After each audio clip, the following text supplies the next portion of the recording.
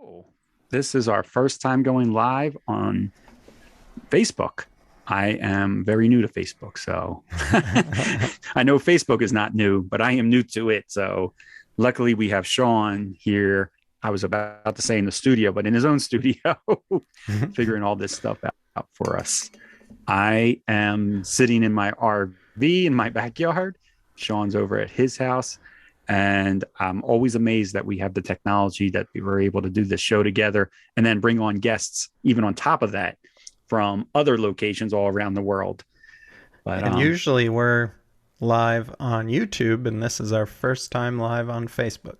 yeah, just trying something new, something different. And I will say that this is my favorite type of episodes. Hopefully these are your favorites too, is when it's just Sean and we just talk about some of the news that's going on in the RV industry, and we let you guys know about what's going on in our own lives, usually about RVing. We don't get too personal for you. And we got some great topics this afternoon. So we're talking about what Sean experienced at the Tampa show, what he saw, what it was of interest to him. We're also talking about some of the large RV manufacturers coming into the market with some electrifying RVs, Winnebago, Thor, and Airstream. We got some big news coming up that we're going to be live at the FMCA show, doing a live broadcast from the FMCA show on the FMCA Facebook page. And that's part of this reason here, is to test this out, make sure, let's see how it all goes. And then we're going to talk a little bit about news around the world and what we have coming up next in our future episodes. So, and of course, we want to thank our sponsors, Battleborn Batteries and Tempstick. They are two great companies that really care about RVing community and the industry, and they're trying to make RVing more fun and just overall easier and less stress. So let's get this started. I'm going to turn it over to Sean, and Sean just got back not too long ago from the Tampa RV show. And I'm just curious, what did you see there at the show, Sean, that interests you? What really stood out to you? Well, I will say I after COVID, well, COVID's still going on, but I think RV shows are back because there was record attendance at the show with more than 80,000 people attending through the show. And I think they had over 20 something thousand on the first day. So really good. I was there for industry day and then the opening day. And then I had other things to do, so I couldn't stay for all the days. But there was a lot of vendors, more than I expected there, and more RVs than I expected there as well. There was a lot of RVs. It reminded me of the pre-COVID shows, really. There was a couple vendors that I guess didn't show up because they had booths on the map, but they weren't actually there. So that was a little disappointing because one of them was one I was really hoping to see. But the reason I was there was Dragonfly Energy, which we know as Battleborn Batteries, and Keystone RV announced their partnership there to provide lithium batteries as an option in Keystone RVs. And the great thing I thought about Keystone's partnership with Dragonfly is that they already have several levels of power upgrade, including solar, lithium batteries, and inverter, that there's options for all types of RV travelers. So I thought that was really good. And I got to interview the team that kind of was instrumental in putting this together. And we did it inside the front living area of a 2022 Keystone, Montana fifth wheel. And it was really nice in there. Really, really nice RV. So I was happy to be able to just chill out in the front living area and interview those guys. But a lot of great stuff. And we have the whole episode. It's up on YouTube. It's also in our audio podcast form. So if you're interested, then take a listen. And I think it's a great first step to eliminating lead acid batteries in the RV industry. And I learned from these guys that it's not really the manufacturers that are the holdup in adopting new technology like lithium batteries. A lot of times it's the dealers and the dealers' unfamiliarity with the products and hesitancy to put something in an RV or work on something in an RV that they don't really know much about. So this is a good first step in adopting that technology, because they're actually going to provide training to the 1,200 or so dealers that service Keystone. So, it's a great opportunity to introduce lithium, and then maybe it'll become more mainstream in the RV industry, and we can get rid of the 1960s lead acid technology once and for all. And I think Keystone is trying to make it a little easier for them, because typically towables are shipped without batteries and then the dealer puts them in. But these will be coming with the Dragonfly Energy 12-volt batteries pre-installed. They don't really, there's nothing for them to really need to do, but they do need to understand how that operates and how, what it means for their overall system. Yeah, and also if you have an older Keystone model, you'll be able to upgrade that through their dealers. So yeah, that's pretty cool. Yeah. And then, so that was the main thing at the show. I just had a really good time talking to those guys about this big project they've been working on like 2.5 years, I guess it's been. So yeah, nothing's ever fast. But I also got to talk to Air Skirts was there.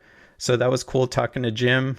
Like I said, lots of good stuff at the podcast. At the Super Show. I got to see those new Winnebagos that we had an episode about, the Mini Flex, and I'm blanking on the name of the other one. The Hike 100. Hike 100, yeah, and they're well designed. I really liked them. I like the Flex size better than the 100, than the Hike 100, but they were both great travel trailers, especially for people that like adventure. Yeah, definitely. Yeah, they look like they're set up for adventure. I see Mike is commenting that the Quartzsite show was packed this year too. I wonder if they had record numbers as well. And something you had said, Sean, that I was surprised about, and I don't know if we've been to Quartzsite before too, and they have RVs.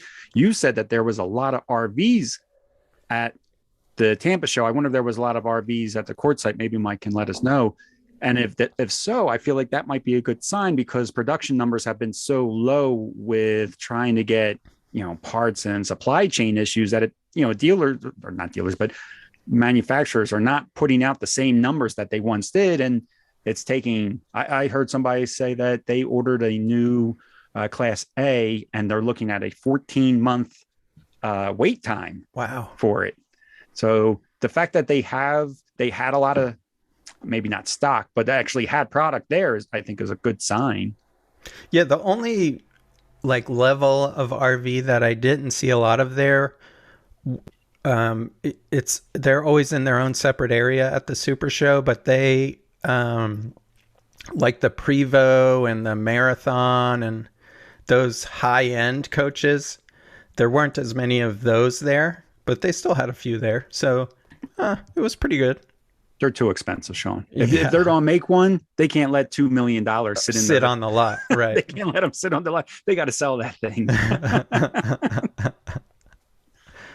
And then I also, we're going to jump into the next topic now, but I also had a chance to go see the reveal of the Winnebago ERV.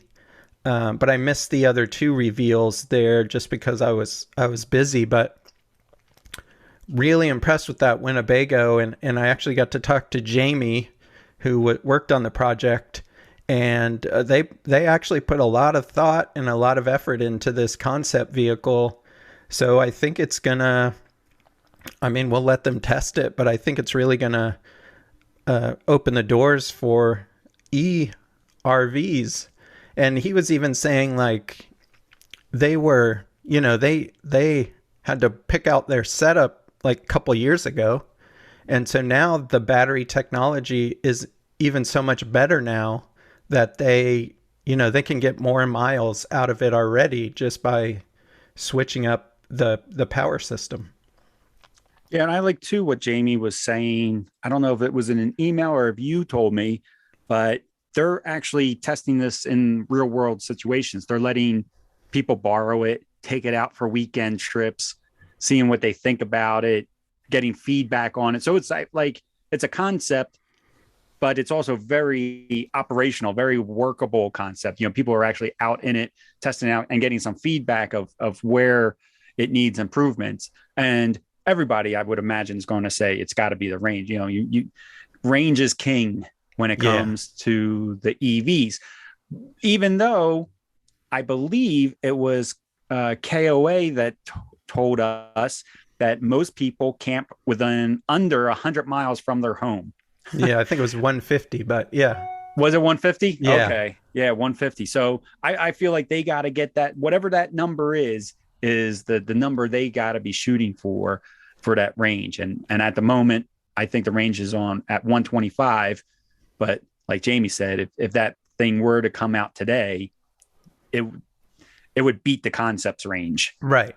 Because the technology has already improved. And I think they've thought of some cool stuff with that. And I don't, like I said, I'm not as familiar with the other ones, but they have a rapid charger along with their regular charger.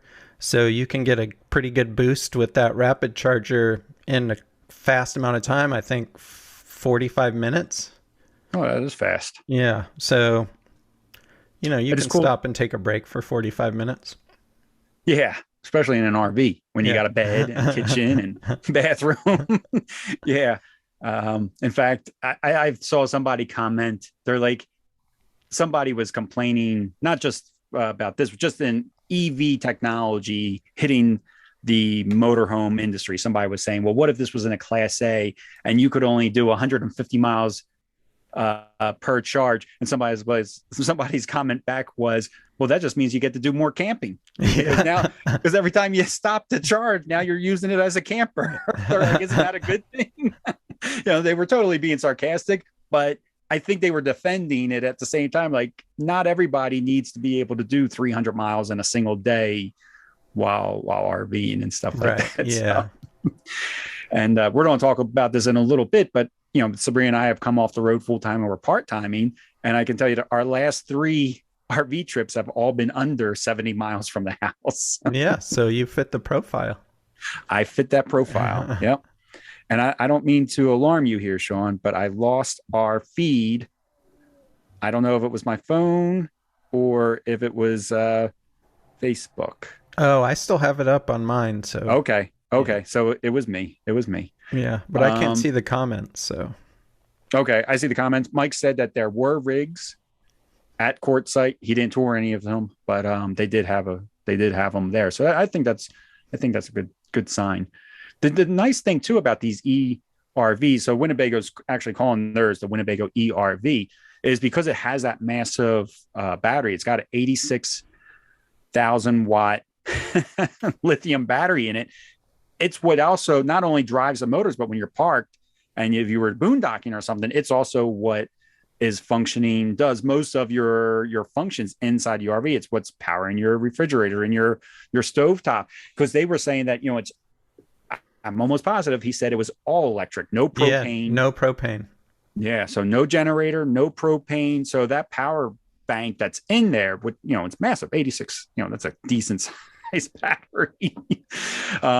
Is doing all your 110. It does your 12 volt. They must be using step downs because I believe it's actually a 350 volt power system. And then they use step downs for that. So it's very exciting to me. I love EVs and the idea of EVs. I've been driving hybrid for a long time. I'm ready to make a switch to a full EV.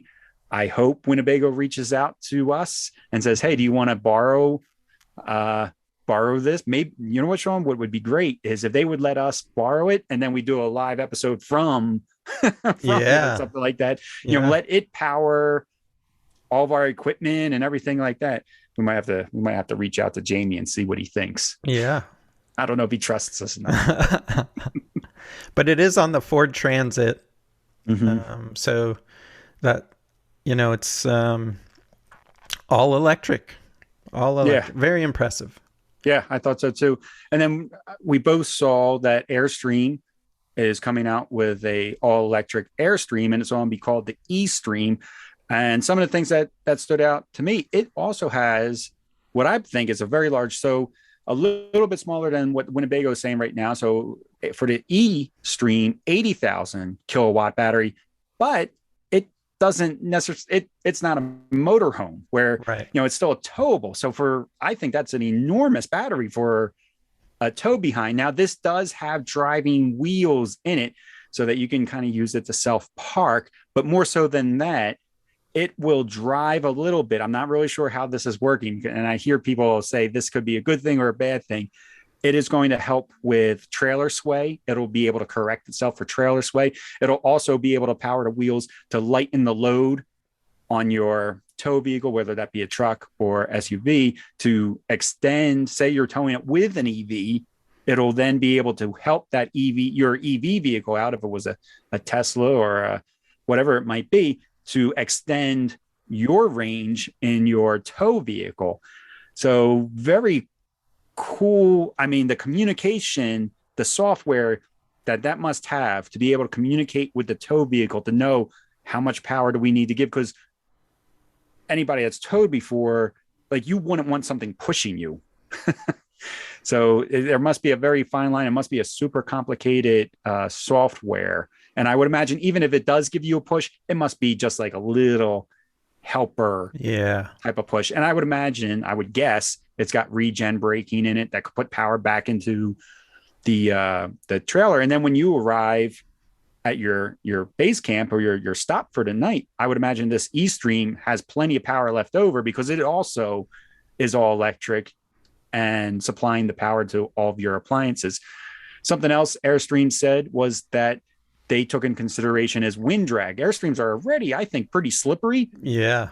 But they said this will be their most advanced, what would you say? Like, most advanced aerodynamic Airstream. It still, to me, looks like an Airstream. It still has that bullet. I call it a bullet shape. I know it's not really a bullet shape, but it still has that bullet shape. It's like very recognizable as an Airstream, but they're saying it'll be more slipperier than previous Airstreams, which helps, I would think, just in any type of situation. Like, I would think this is something maybe that will transfer over to even their non-EV versions. Like, the more aerodynamic your trailer can be, the better, right? I mean, you do a lot of towing. Sometimes I hear that the aerodynamics, wind drag, can be worse than the actual weight of the vehicle that you're towing. So yeah.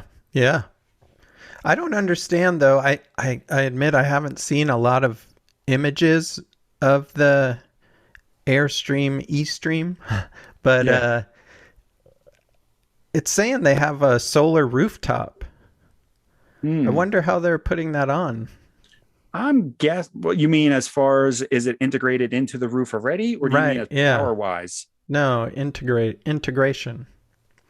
I don't know either. I didn't notice if it was like a glass roof type of thing with it built in, or are they panels like those flex panels that you just glue to the roof. Yeah. But if they are those flex panels, I have heard in the past, maybe I don't know if you've heard this either, that the flex panels are great, but they shouldn't be on a roof without a little bit of air circulate to get under them. Like, even though they're kind of made to stick, people have said in the past that they generate a lot of heat, and it would be better to stick them to something else and then put them on your roof, which kind of defeats the purpose of how thin they are. But people are saying it would be best to always have that little bit of airflow even underneath those stick ones.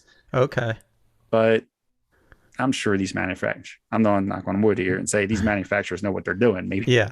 I don't know if that's really true, but and I guess a solar on these RVs would be for the 12-volt system, because you would need massive solar to try to charge an 86 or 80,000 watt battery. Yeah. It's a drop in the bucket. But I think, as far as capability goes, I would guess that a towable electric is much easier to develop than a motorhome electric. Yeah, I would say so because you're taking out that. Well, I would say Airstream is not going an easy way about it because they are putting a little bit of drive Yeah. motor into that, and the fact that you can like unhook at a campsite and then use a remote control and park it.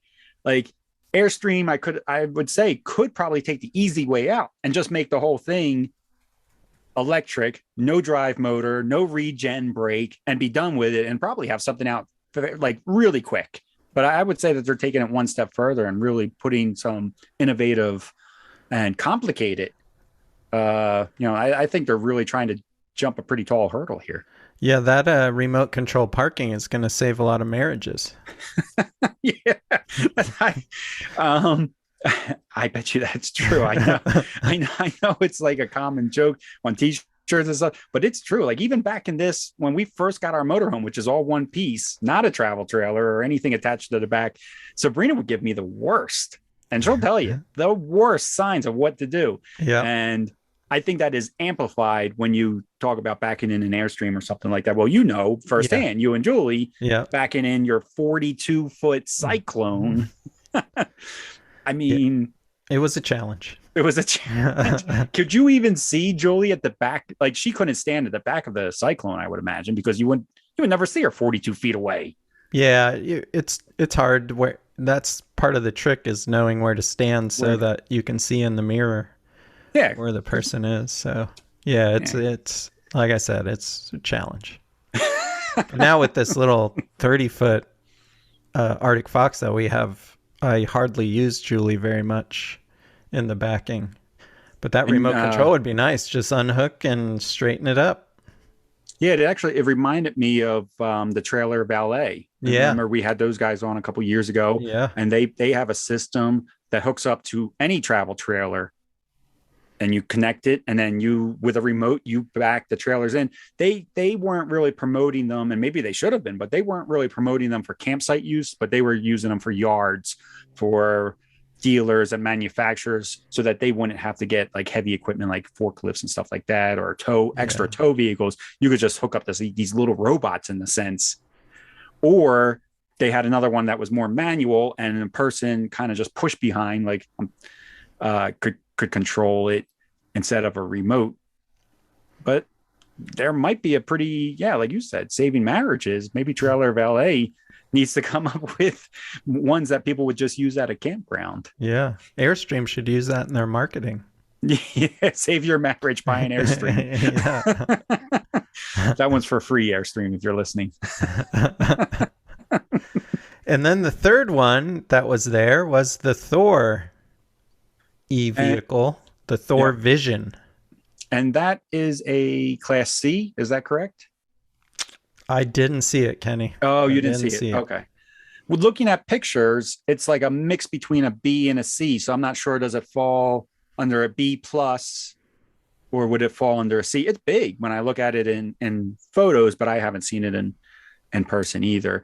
And I went to Thor's website to try to get some information on it, and they don't have as much information as the other ones as far as like the tech specs. So I couldn't find what size battery pack they had, but they said it's high capacity battery pack. They didn't say the number, and they said it'll have a 300-mile range. And I don't want to say that I don't want to be a Debbie Downer, but I find that number very, very hard to believe that they are getting a 300-mile range out of a Class C when Tesla cars are just barely breaking that 300. I mean, that's very difficult to get kind of range out of a vehicle that size. So I don't want to say they're lying, but I believe it when I see it. But they're also saying that they're going to be very advanced, and it's going to be called the Thor Vision, and it's going to be very advanced as far as design. And I like what they say about the cockpit or driver's area being all digital. That's something that the RV community has needed for a long time. Yeah. I will say, like in this, in my F53 here, it is a 2016, but it doesn't take much for me not to be able to see the dash very well. Like the lights are kind of dim, and I have no LED, no digital anything on it. It's all analog, and normally that's fine. But the windshields in motorized vehicles for recreational use are very big. I mean, my Class A windshield is enormous. So a lot, Yeah. I mean, and so are my side windows. So you're just being flooded by light and reflections. And yeah, a digital display for driving would really help, just for me to monitor speed. Something as simple as speed is Yeah. sometimes difficult to see. But I would imagine then it's also going to be doing the tire pressure monitor. It should be a nice driving experience. It'll be quieter than the gas. So I'm really looking forward to these EVs. I'm what will happen, Sean? You're probably not as well versed with motorhomes as I am, just like I'm not that well versed with the towables, because once you take away the engine noise, all you'll hear is everything that creaks and rattles and plates. Yeah. Or if there's any sort of air leakage. Air. Yep. Definitely always hear wind like streaming around something. Yep. I'll hear every plate, every cup, everything. Yeah. Bells, toys. I'll have all new kinds of sounds to focus on that I never even noticed before. But it is exciting to have 3 EVs come out, the concepts anyway, come out Yeah. this year is more than I expected to see already. Me too. I wonder if they all they must keep an eye on each other, that they all released like 3 big names all released at the same time at the same show. Yeah. They must all know what they're doing. They must all have spy of what's going on. Yeah. And you got to talk to, well, you didn't get to talk to because you said it was really busy, but you saw a couple creative ideas at the show, and we're going to reach out to some people. Yeah. And we already have reached out to some people from the show to have them on. We've already recorded some episodes. Hey, don't tell them everything. Yeah. MCD is one big name that we're in talks with to have them on the show, because I have MCD shades here in my RV, and they're all, the standard manual ones, but MCD has apparently now that you can like work them off remotes and battery operated. So off your phone, Bluetooth. Yeah. Again, company that's trying to make things a little easier. So when you wake up and you want to like peek out the window, you don't even have to get out of bed. You just maybe hit a button and your window rolls up and you see what's going on out there. Pretty cool. So then, Kenny, you just went on your first or second kind of part-time trip to a nice state park out there. Yep. Went to Patagonia State Park.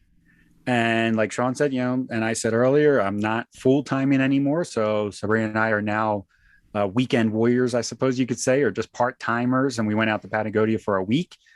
And there is a huge difference. So this is what made me think that maybe we'll talk about it a little bit. There is a huge difference between full-timing in an RV and just part-timing.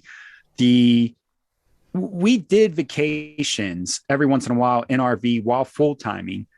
And if you're on vacation, but it doesn't maybe have that same experience as what we just had at Patagonia, as actually taking the RV out for a vacation when you don't live in it anymore.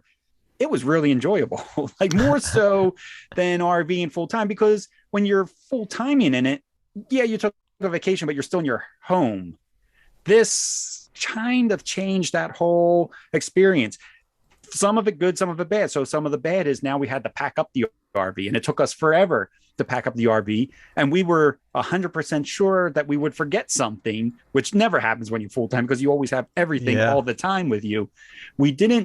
We actually wound up not forgetting anything, but it's only because we overpacked. We could have stayed out there for 3 weeks. We packed like we were going back on the road full time. We had so much stuff. It took us forever to pack up that RV, which then you will have to unpack. Yeah. But I'll give a little tip. I'm sure most people know this already. when we got the house, we just started buying two of everything. So we got pots and pans for the RV. We got pots and pans for the kitchen at the house.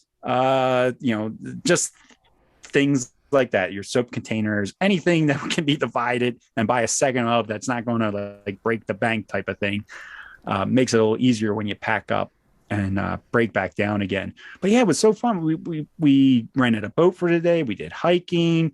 Sabrina did her workouts outside. I don't really do that. I don't jump around in front of our RV. She doesn't seem to get embarrassed. I would be embarrassed if I was jumping around our RV, especially. I don't like people watching me. I'm shy, I guess. She doesn't seem to mind. She's in much better shape than I am, though. Maybe that's why. But yeah, it was just a very different feel. Because when we packed up from the state park, we knew where we were going. We were going back home and unpacking. Whereas when you're full timing, once you get a little closer to the end of your stay, you got to start figuring out, well, where are we going next? Where are we going to stay next? Where maybe dumping tanks and things like that. We have full hookups here at the house, so we just left, came home, and emptied the tanks, and we were done. Like there was no planning at the end of the trip, where it was when you're full timing, you're planning the beginning of the trip, the middle of the trip, and the ending of the trip. Yeah. You got to constantly be planning things out. You got to be on your toes. I would say, no 2 days are the same living full time in the RV. And the flip side of that is like every single day living at home seems to be the same. I keep on telling Sabrina, I feel like I'm in Groundhog Day now. We wake up, I do some yard work. I'm still doing like maintaining the RV kind of stuff. It just seems like we do the same exact thing every day. So now it's really exciting for us to get in the RV and do a trip. I told you right before we got started recording, that's right after we're done recording tonight. Sabrina's gonna hop in here with me in the RV, and we're gonna take it boondocking for one night. We're just gonna do some dry camping one night, about from a place that's about 30 minutes from the house, just because we would we want to see what the sunrises look like out in this one area that has really nice views of mountains and stuff like that. So I think it helps that we're able to keep, just like we're able to keep the RV on our own property. We don't have to go to storage, get it out of storage. I think that part of it makes it more enjoyable, because I remember when we first bought the RV and we were living in an apartment, it was such a hassle to take the RV out, to go to storage. The storage facility where it was located, we lived in a city, so the storage where it was located was down this little narrow street and was nerve-wracking to try to get out. And I'm in this RV almost every day, just back and forth, grabbing stuff, tinkering with stuff. I try to do all the recordings from here. Yeah, that was on our list of criteria for any homes that we've looked at. We had to be able to park the RV on our property. Yeah, that if anybody is listening and you're thinking about coming off the road and you think, do we want to park the RV on property or storage? Being able to see it, keep an eye on it.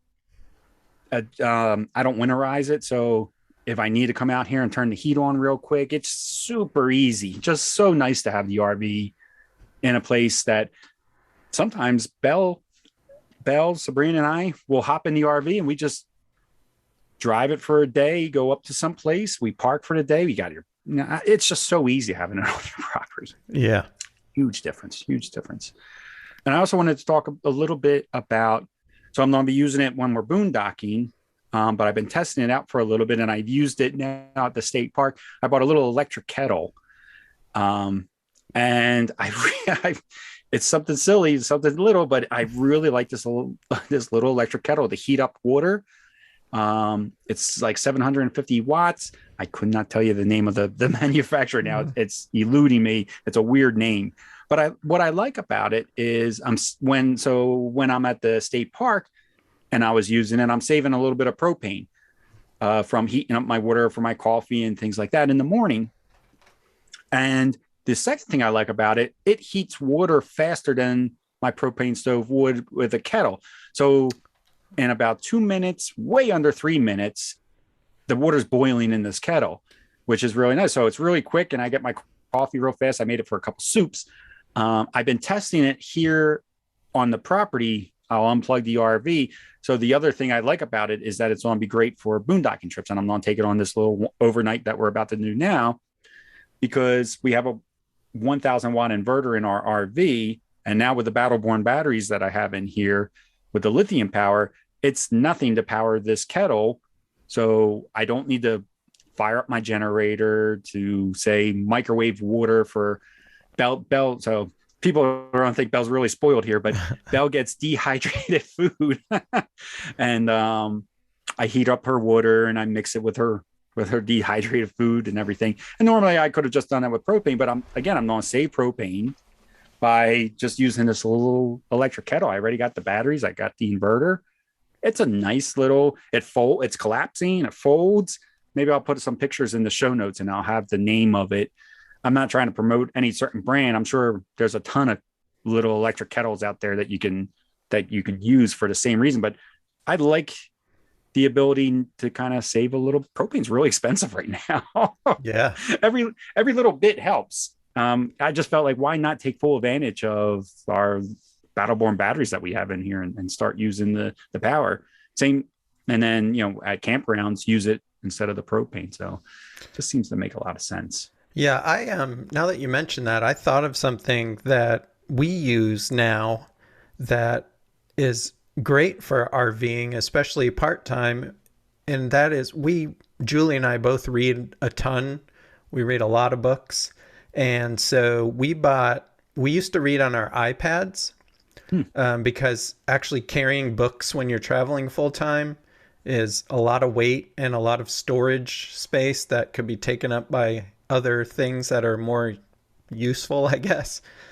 So we used to read on our iPads, but then you're having to charge those a lot. And so we bought Kindle Paperwhites, and I love it because I only have to charge it like every 2 or 3 weeks. The battery life on it is so long, and it holds a ton of books. So when we hop in the RV and go on a trip, as long as it's charged up before we leave, I don't have to worry about charging it at all or using any power to read a book. So that's another power saving tip, I guess, if you like to read, and it's easy on your eyes because of the way they've designed it. It's more like paper looking than bright, the bright screen of an iPad. So I think that's a pretty good tip for people that like to read. And it's lightweight. It doesn't weigh anything. It'll fit in your pocket or your sweatshirt. Oh. So if you're sitting outside, it's easy to take out and read. And Kindle makes that? Yeah, Kindle makes it. Kindle Paperwhite. Yeah. I'll have to look that up. I don't do much reading, but Sabrina does. So I'll look it up for Sabrina. Especially the books that you've been reading lately. You've been doing the Game of Thrones books that are like 1,000 pages. So carrying around those books around in the RV might not be exactly great. So is that Kindle? Is that like a similar shape as I don't even know what it looks like. Is it a similar shape as an iPad would be? Yeah, or as another Kindle? Oh, so even smaller. Okay. Yeah, lightweight, super lightweight. Do you have your own and Julie has her own? Yeah.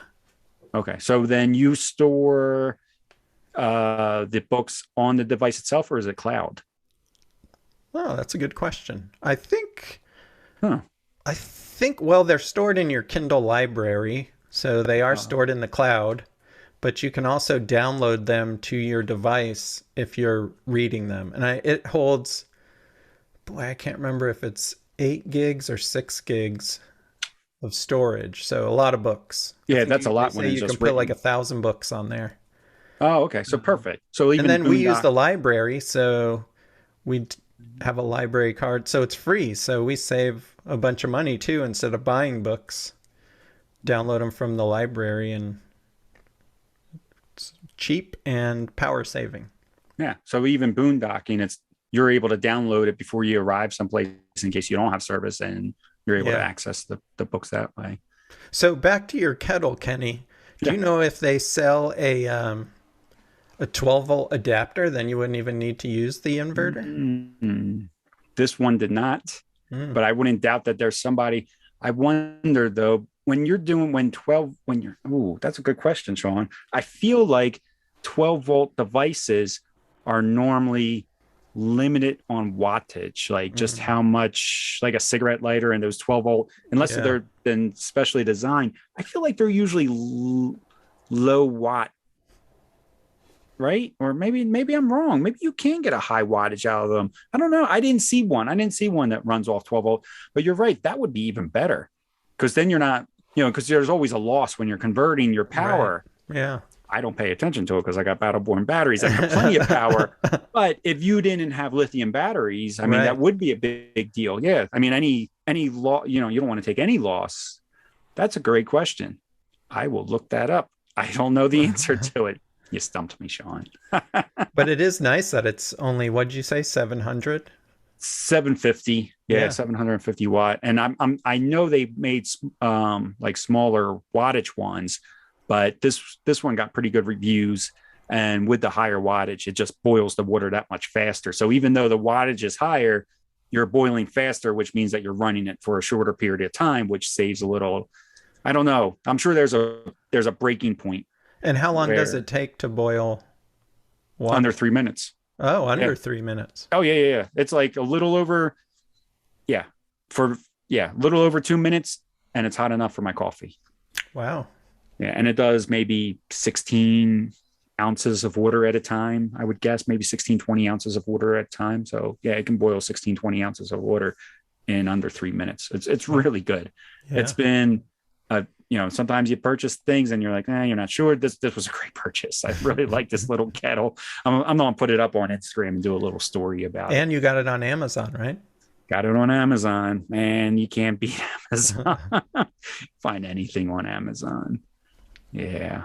Amazon just tough to beat these days, especially nowadays with supply issue chains. I don't think I have gone to Amazon and they have told me, sorry, out of stock.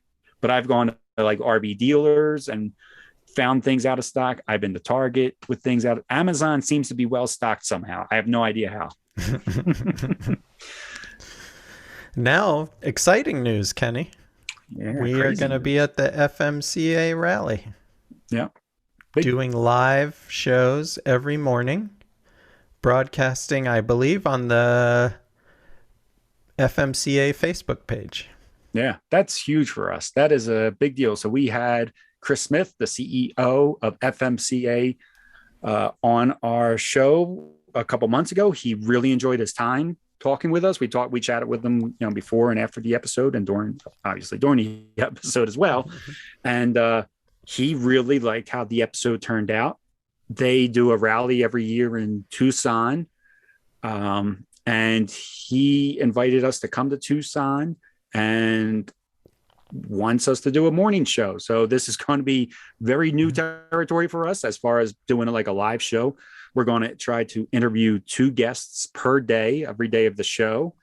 Sean, is the show the 23rd through the 26th of March? I believe those are the dates. Yeah. Yeah. And we are going to be broadcasting live on their Facebook page, which has something like 50,000 members or followers, whichever you want to call it. They're going to set us up in a tent. I mean, we're still working out details, but Yeah. we're going to have our own tent there.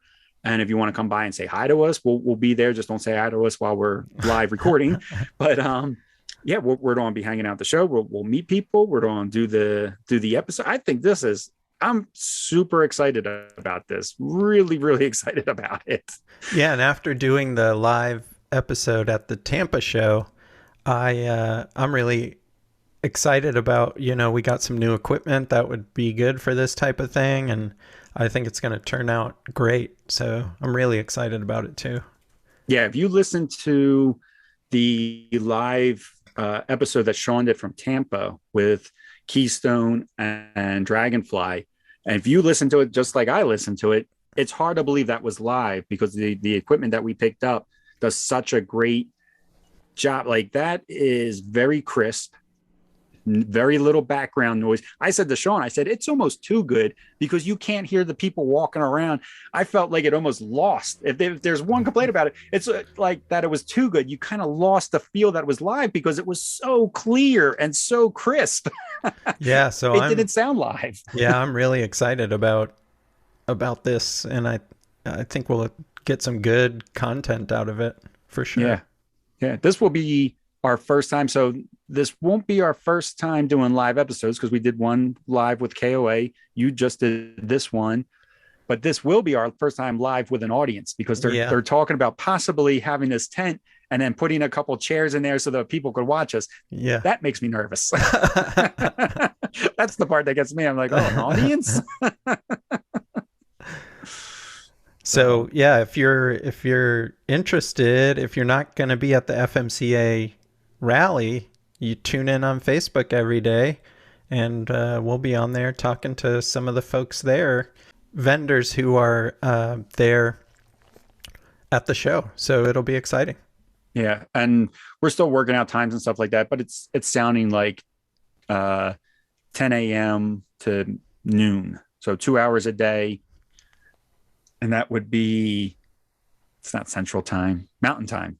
Yeah. So 10 a.m. Mountain Time. So if you're not following the FMCA Facebook page, go ahead and follow it now because we'll be over there shortly. Really, I mean, that's not that far away from now. March 23rd.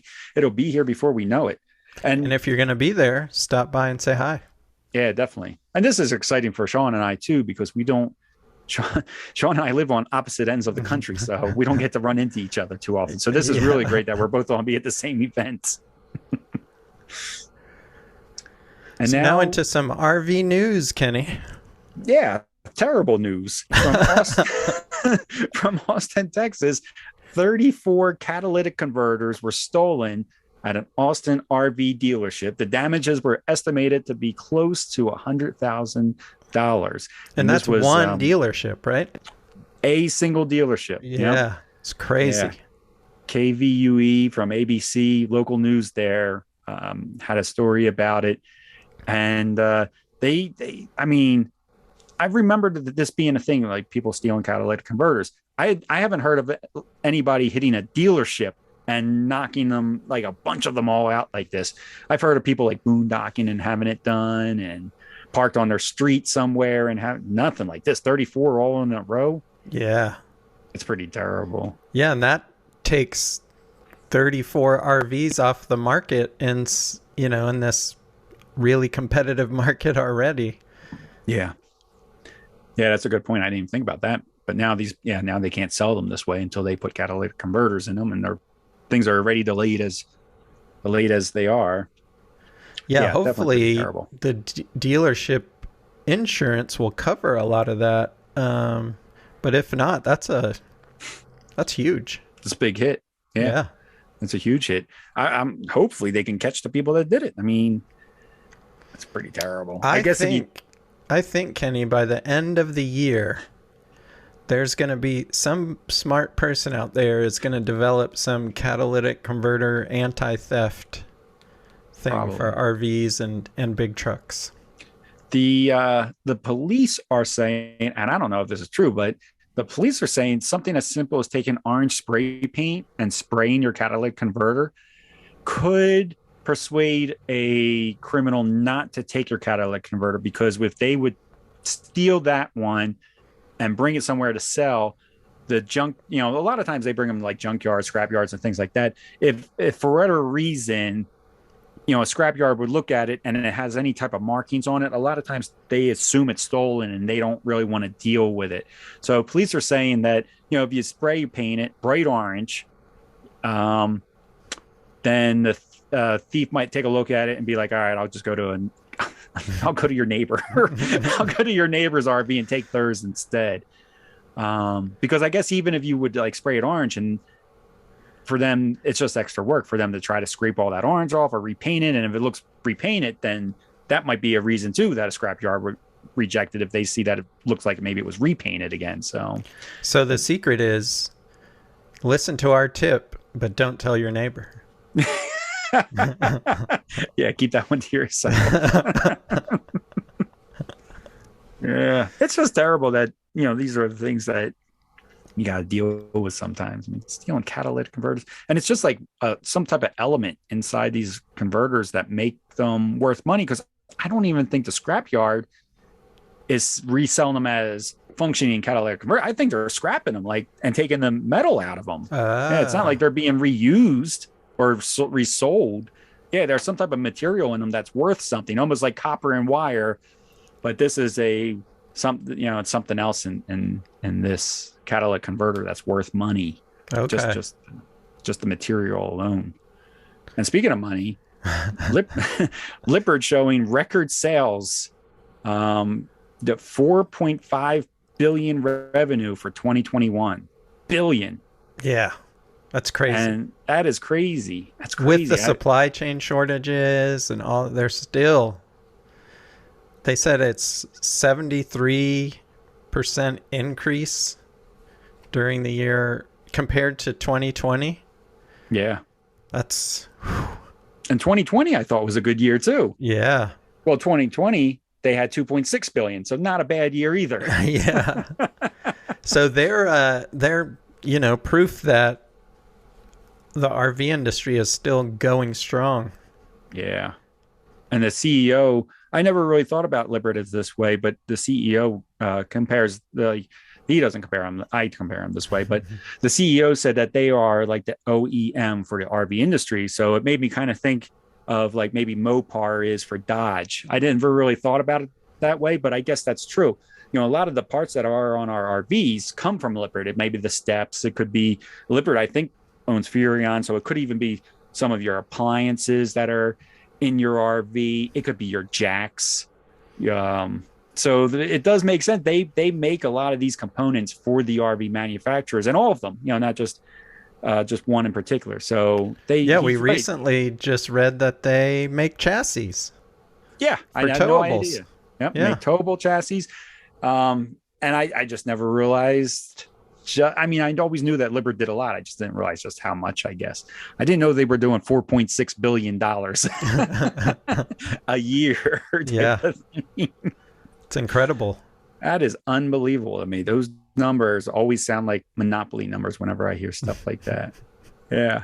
And I believe it was the CEO. I don't want to misquote him, but I felt like they thought that this trend was going to continue, that sales are not slowing down. So, it's a good sign for the RV industry. And sometimes it's a bad thing. It makes it more difficult to get into campgrounds. It's slows down your wait times, or increases your wait times. I guess I should say increases your wait times to get your motorhome and hit the road. And it increases your service time that you're waiting for your RV to get back to you for repairs. Which reminds me of a couple episodes coming up. We're talking to My RV Resources, and it's a company that started out with RV inspection, and based off of that got so many requests for service questions that they made a second business called RV Service Directory. And it reminds me of that because not so much on the service side, but just how important it is to get an RV inspection done on an RV before you purchase it, so it doesn't wind up back in the service center again. They'll be coming up soon as an episode. We already recorded with them. Super nice people. Very interesting story of how they took one business and from that business grew a second business out of it. Really cool story. Before they come on the show, though, we do have Nomad RVs, and they are a custom van build company. And it was really interesting to hear his story as well, as what he is able to build and the components that he is able to put into van builds, and just how much power, solar wise and lithium power, that he's putting into these. And if you go to his Instagram page, which will be in the show notes, he's got some really high end looking vans. And when he told us the prices of the vans, they didn't sound as expensive. I'm not going to give any spoilers away, but I was expecting him to say way more money than what he threw numbers out to us for what he's putting in. Yeah, because they're less than some of the manufactured vans. Yep, and they're one-offs. That's usually makes, they're custom. You call him, you tell him what you want, he works out a budget with you, takes you through all the steps, tells you what's feasible and these are tailored to exactly, he is also, a little spoiler alert, he is talking about making some vans for his own dealer stock that you could just purchase. But for the most part, it is you get to design and get every little item you want in your van. He very, again, really cool episode coming up. That will actually be that's the next episode after this. That's the next episode, yeah. Yeah, so in 2 weeks we'll have him on. And I think that's it, Kenny. I think that is it. I'm about to ask you, Sean, is there any other questions I might have missed or anything you would like to add to that? So we end every episode. But before we do go, we definitely want to thank our sponsors again, Battleborn Batteries and Tempstick. We have a good relationship with both those companies and the owners of both those companies. We have chatted with them, off the record type of thing. Really nice people. All the owners involved, the employees involved with both those companies, really great companies. And I'm not saying that just because they support us and sponsor us. They really are good companies. And if you're thinking about ways to monitor temperature in your RV, definitely check out Tempstick. We love them because there are no contracts or service fees. You buy the device one time and you get all the services included in that one-time purchase fee. Go check out the episode with Jason from Tempstick because he explains why that is. He pretty much lays it out in plain terms that he's like, it's so little of a feature that, or it didn't occur to him that he should be charging for it. He said it wasn't that difficult for him to come up with all the services. He's just a nice guy. Yeah. And if you've been thinking about lithium batteries, this is a great time to do so, to pull the trigger on it. Battleborn batteries are at the lowest price they've ever been before. They've recently lowered all the prices on all their batteries. They now have heated battery systems. So if you do a lot of cold, you must be doing cold winter RVing if you need to heat these batteries, because I've done cold camping and I've never had a problem. But if you're doing extreme cold, they have a solution for you where you can buy their batteries now with a heating system built into it. So check out both those companies, battlebornbatteries.com and tempstick.com. And I was going to say, let them know that we sent you there. I have no idea how you let them know that, but if you can figure out a way to let them know, let them know. And we want to thank our listeners as well, because we really enjoy doing this podcast and we want people to listen. So thanks to those that do listen and everybody that provides feedback to us, because we really appreciate it. Yeah, definitely. So take care, everybody. Safe travels, and we will see you next time.